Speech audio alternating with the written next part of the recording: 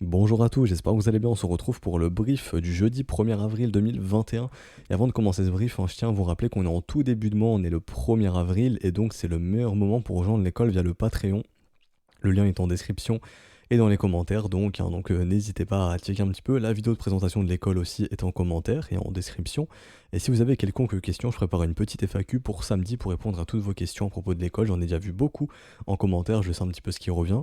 Et j'y répondrai justement samedi, donc n'hésitez pas. Si vous avez une petite question, vous me posez ça, j'y répondrai tranquillement en commentaire.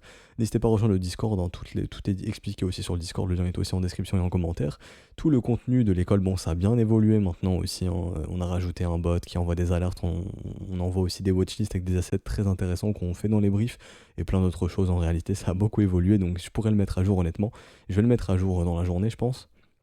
Nous avons en tout cas une grosse partie du contenu, et je tiens à le répéter aussi, tout est dispo en rediffusion. Donc si vous travaillez par exemple et que vous ne pouvez assister au brief du matin qui se passe à partir de 9h, et qui dure une heure et demie, même 2 heures des fois, enfin plus 2 heures maintenant vu qu'on a beaucoup de choses à parler, enfin beaucoup de choses à dire, pardon, tout est dispo en rediffusion. Donc que ce soit les cours, les exercices, les corrections, tout est dispo en rediffusion. Donc voilà, je tenais aussi à répondre à cette question.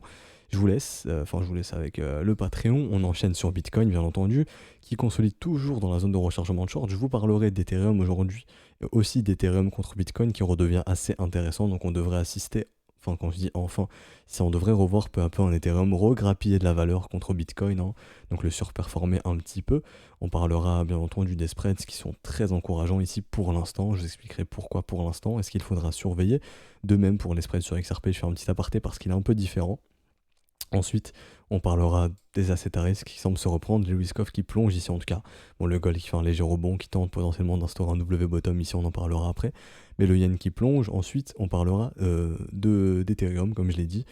On parlera pas d'XRP ni d'LTC.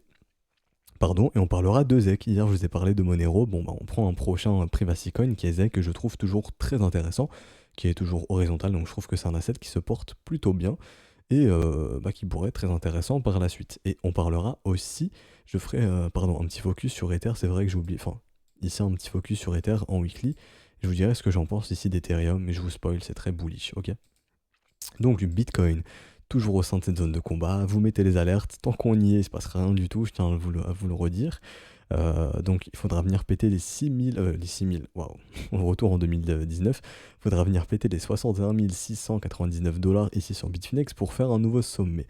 On est toujours en train de consolider dans cette zone de rechargement de short. Rappelez-vous, hier, on parlait d'une perte de momentum. C'était pas encore confirmé, maintenant ça y est, c'est confirmé. Les vendeurs ont récupéré le momentum. On a ici multiples divergences. En réalité, ouais, on a de multiples divergences. Ici, on a une nouvelle ici, mais bon, je vais pas l'afficher, je vais afficher la grosse ici. Donc, on va le noter. Perte de momentum, juste ici. Donc, consolidation, probablement. Ok. On peut consolider. On est dans la zone de rechargement de short. Les vendeurs se montent, sont en train de repousser le prix. Et les acheteurs ont un peu de mal ici. Oui, voilà, les acheteurs ont un peu de mal à repousser les prix, tout simplement. Donc, enfin, les acheteurs ont un peu de mal à pousser les prix, pardon. C'est les vendeurs repoussent les prix, défendent leur position, ils défendent le sommet qu'ils ont instauré, ok. Donc faites attention dans cette zone de rechargement de short, tant qu'on consolide, que les vendeurs repoussent, c'est pas gagné pour les bulls. C'est cohérent ici d'avoir une repousse, de voir les vendeurs repousser les prix, ils vont pas se laisser faire. Le marché reste haussier, ça y a pas de problème, mais attention, le momentum reste assez faible. Ici en 4 heures on a récupéré un momentum faible, on avait toujours un momentum faible en daily, donc faites attention, ok. On attendra de voir si les bulls sont prêts à le récupérer, je vous le dis sans cesse. Et quand ce sera le cas, on pourra revoir Bitcoin prendre de la valeur assez sereinement. On sera assez serein de voir le Bitcoin pumper vu que les bulls auront récupéré le momentum et on sera prêt à faire de nouveaux sommets tranquillement. On peut faire un nouveau sommet avant de le faire, mais attention, tant que les bulls n'ont pas récupéré le momentum, je vous le dis sans cesse, généralement c'est signe d'un marché qui monte lentement mais sûrement, ok. Je vous le dis depuis pas mal de semaines, depuis que les bears ont récupéré le momentum. Ne vous attendez pas à voir un Bitcoin exploser, mais plutôt un Bitcoin qui monte doucement mais sûrement. On est plus dans ce scénario, on monte doucement mais sûrement.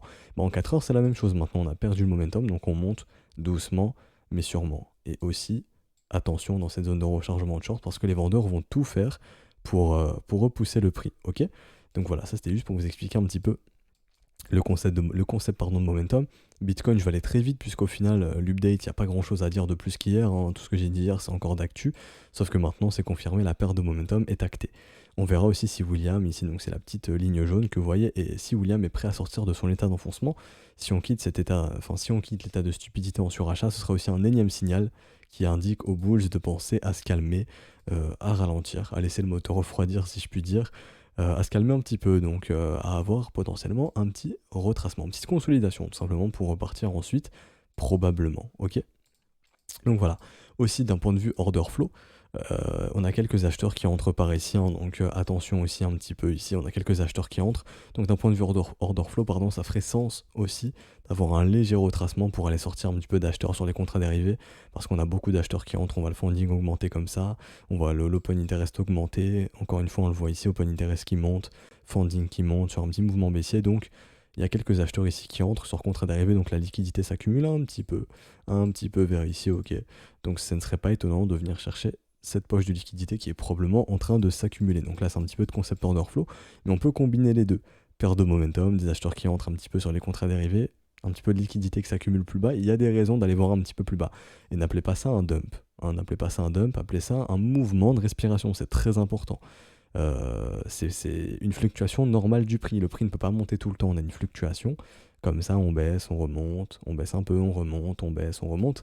C'est une fluctuation qui est saine. Donc pensez à une petite fluctuation baissière, si je puis dire, potentiellement. Hein, je dis bien potentiellement, parce que le momentum ne veut pas dire que le cours va baisser. Il est simplement là pour indiquer l'état de santé du marché. Tout simplement. Donc voilà. Je pense que j'ai fini pour le Bitcoin, j'ai pas grand chose d'autre à dire, hein. Honnêtement, tout a été fait. On va directement enchaîner pour le coup sur les spreads qui sont très positifs ici. Tant qu'on maintient ce niveau ici, cette dynamique haussière, c'est très positif. C'est signe que la demande réaccompagne ce mouvement, que la demande est de nouveau croissante, c'est ce qu'on veut voir dans un mouvement haussier. Tant que ça reste ainsi, c'est très très bon signe. Pareil pour Ethereum qui a une demande qui est croissante ici, hein, depuis ce petit W, c'est très bon signe. Et XRP qui est un petit peu décorrélé du reste du marché, qui lui a déjà fait un nouveau sommet sur ses spreads et qui a clairement une demande qui est très croissante. Ici, en tout cas, la demande commence à bien arriver. Sur XRP, il est en train de se décorréler du reste du marché, comme je vous le disais. Et d'expérience, et généralement, quand XRP se décorrèle du marché, c'est à ce moment-là qu'il aime bien performer. Ok. Alors, côté assets à risque, les assets à risque qui sont toujours dans cette belle dynamique haussière, hein, donc le S&P qui s'offre un nouveau sommet, le Bitcoin qui est tout proche de le faire, Ethereum qui est aussi proche de le faire d'ailleurs, et les risk-off qui sont clairement en train de se faire démonter, hein. Donc on est plus euh, les investisseurs, si je puis dire, sont plus tournés vers les assets à risque, donc tout ce qui est S&P, Bitcoin et pétrole par exemple. Ok. Maintenant, Ethereum, donc là je vais aller sur cette charte directement, je parlerai d'Ether sur du court terme après et d'Ethereum BTC après. Alors là, on va voir un petit peu Ether USD. Je vous avais expliqué hier, il me semble, le rôle du, comment dirais-je, le rôle du biais institutionnel qui permet de savoir un petit peu la force, enfin la tendance aussi. Le biais peut vous donner la tendance, il peut aussi vous donner l'information de est-ce que les institutions essayent d'acheter les dips ou de vendre les rebonds, de vendre les sommets. Et actuellement, tant que le biais est bullish, hein, donc là actuellement le biais est bullish, tant que vous verrez justement la ligne jaune pour rendre la chose très grossière au-dessus de la ligne bleue, donc MA9 supérieur à MA18 ici, le biais est bull, donc les institutions vont essayer d'acheter les dips. Ok, c'est ce qu'ils sont en train de faire. Et quelle structure est en train de se dessiner ici sur Ethereum? C'est un énorme W potentiellement. Ça, c'est très très bullish, ça annonce un énorme mouvement de continuation, et donc on pourrait partir sur de la continuation, un mouvement typique comme ceci. AB égale CD, on va calculer les objectifs comme ceci. Donc 6W prend forme, très probablement qu'on partira sur un mouvement de continuation, et l'objectif théorique c'est 3200$. Ok, on pourrait se retrouver assez rapidement sur les 3200$, donc ça c'est à noter, bien entendu, je le note juste ici. Hop, target AB égale CD, à noter 3200$. Si on veut calculer une autre extension comme ceci, on peut prendre ça, on peut le faire aussi ainsi. Je vais vous montrer deux façons de le faire pour targeter des objectifs sur Ethereum. 6W prend forme, donc comme ceci, c'est reverse. On a un autre objectif entre du coup 3002 aussi et 3976$, où vous pouvez calculer d'une autre façon avec les FIB Trend, je ne sais plus comment ils ont appelé ça sur TradingView, voilà, les Trend Based FIB Extension, donc comme ça, désolé pour mon accent pourri, comme ça, donc on prend le bottom, on prend le top, on prend l'énième bottom qui a été trouvé, ici, et on regarde les projections.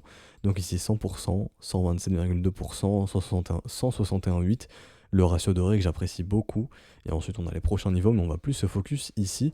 Bah, ici, c'est simple, c'est le mouvement de continuation, c'est AB égale CD, 100%, 32 000, enfin 3000, pardon, 243 dollars. Ensuite, moi, le niveau qui m'intéresse énormément, c'est le ratio doré, 161,8, 4446 dollars. Pour moi, c'est une target qui est très réaliste à venir chercher sur Ether. Et pour moi, si ce W prend forme, on pourra se diriger vers ses objectifs sans trop de soucis potentiellement. Ok. Donc ça, c'est les prochains niveaux à noter. Et si Ethereum donne via SW Weekly, c'est très très très très bullish pour Ethereum. À noter aussi, je vous mets un énième fib ici. On prend le bottom qui a été trouvé ici en décembre 2018. Je peux aussi placer mon fib ici, mais je décide de prendre le bottom strict ici. Je prends pas le mouvement ici, je prends pas pardon, cette vague haussière ici. Je fais pas des lot wave, hein, je tiens à le préciser. Je prends ici pour l'extension, je calcule ce point, donc AB égale CD, et ici je prends le bottom pour calculer justement mon concept de premier arrêt qui m'indique si un mouvement est toujours en tendance ou non. Et tant que le premier arrêt est maintenu, on reste dans une tendance haussière, enfin dans un mouvement tendanciel, et l'objectif c'est de faire un nouveau sommet. Le premier arrêt ici a bel et bien été maintenu, donc objectif des acheteurs, faire un nouveau sommet. Et si vous voyez du W se dessiner au contact du premier arrêt, c'est très très bullish, ce qui annoncera vraiment une accélération des prix à la hausse sur Ethereum. Ethereum est toujours très bullish, et là si ce W prend forme, c'est encore plus bullish. Donc voilà, vous avez des objectifs, on sait qu'on a un momentum qui est toujours très haussier. Bon, il y avait une légère divergence ici qui s'est instaurée. Rappelez-vous, divergence ne veut pas dire qu'on va instaurer un bear market. Loin de là. Consolidation dans un premier temps. Ethereum a consolidé, tout simplement. Ok, donc ça, je dessine la div. Ok, divergence, mais simplement consolidation. On a fait quoi ici? On a consolidé et on est en train de sortir de cette consolidation pour reprendre un mouvement haussier. Et donc on regarde le momentum ici, donc le RSI. Si ce W prend forme, on avalera la précédente div. À ce moment-là, les acheteurs reprendront le momentum et on reprendra un mouvement qui est très fort. Donc objectif des bulls maintenant, c'est de péter ce niveau sur le RSI. Et donc on aura tout pour retrouver un Ethereum qui est très très très bullish, tout simplement. Et donc on a les objectifs, hein, se diriger vers des prix bien plus hauts. Ok. Donc voilà, ça c'est un peu pour l'Ethereum sur du long terme, enfin en échelle weekly, donc hebdomadaire. Très bullish, Ethereum honnêtement, très très très très bull. Et donc oui, j'ai oublié d'en parler, je vais aller juste ici. Ethereum BTC qui est en train de se reprendre, donc très intéressant ici. Ethereum BTC est en train de se reprendre. Donc ça c'est très bon signe, ça montre que Ether est prêt à surperformer Bitcoin. Je vais essayer de trouver une autre chart. Est-ce que je peux avoir ça ailleurs? Allez, sur Poloniex, pourquoi pas.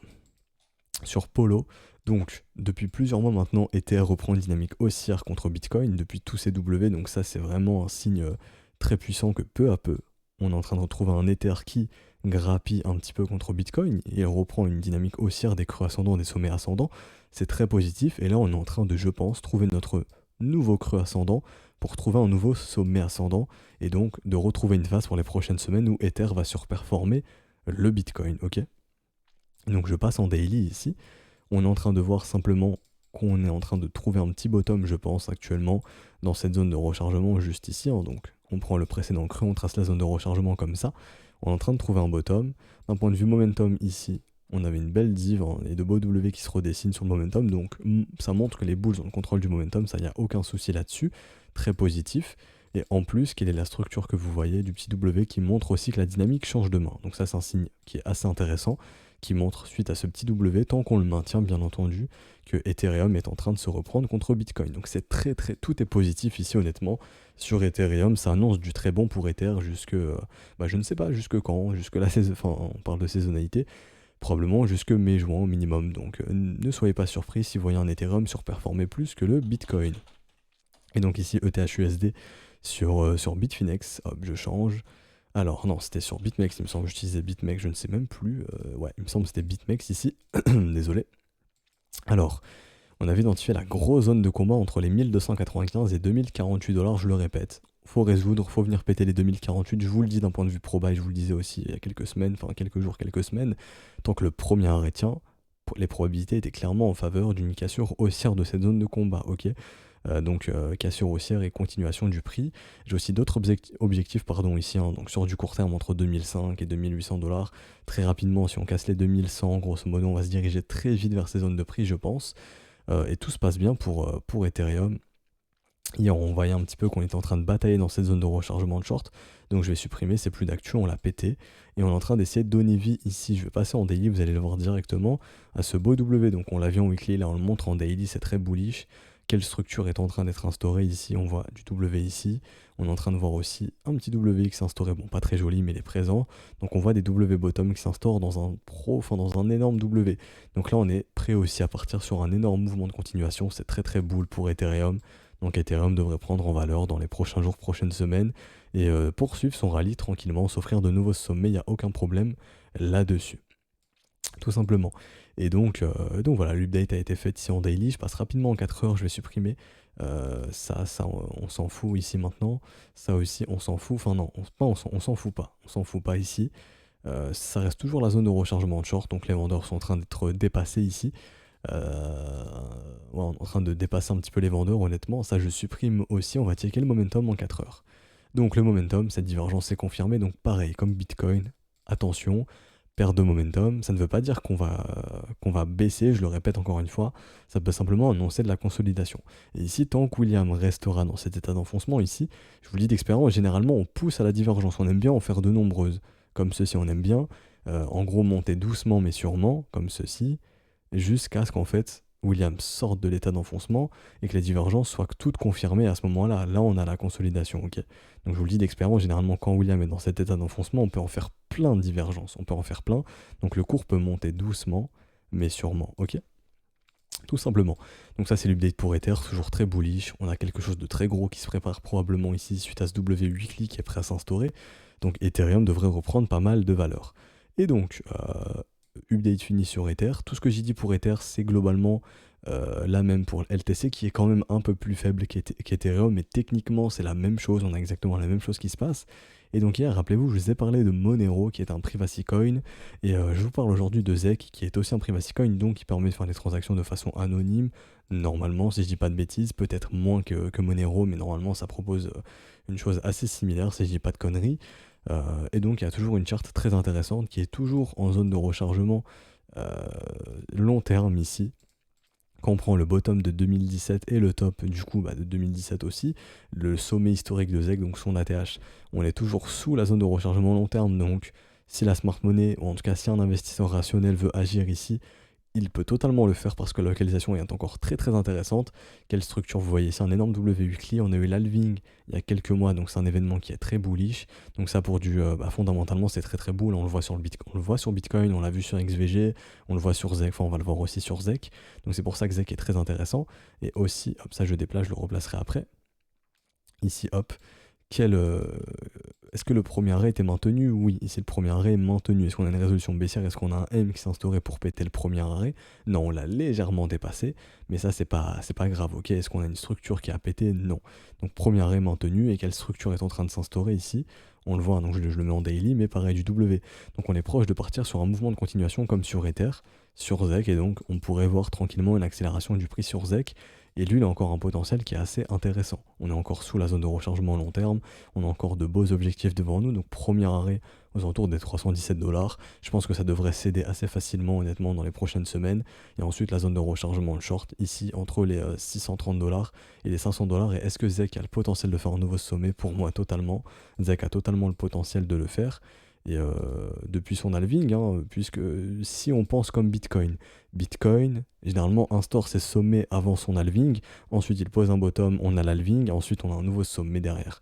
La même chose pour ZEC, on a instauré notre sommet, après, bon ici 1 ou 2 ans après on a eu l'halving, le bottom s'est posé, donc si on a réussi à faire un sommet ici à 1000 $, enfin 800 $ pour le coup, pardon, là on a eu l'halving, donc c'est un événement qui est très bullish, donc ça réduit l'offre, simplement, et donc simplement c'est très bull sur le long terme, donc on pourrait totalement faire un nouveau sommet suite à cet halving. Donc c'est pour ça que je trouve que ZEC est très très intéressant, et donc c'est pour ça que je vous en parle aujourd'hui. Et en cas de nouveau sommet, on pourrait se retrouver assez facilement aux alentours des 1200 1600 $. Donc vous voyez que le prix est encore à 155 $, donc ça fait un bel objectif aussi potentiellement, et ça fait un investissement totalement rationnel. Investir proche d'un W weekly sous une zone de rechargement long terme, c'est un investissement qui est totalement rationnel. Vous n'êtes pas en train de FOMO ici.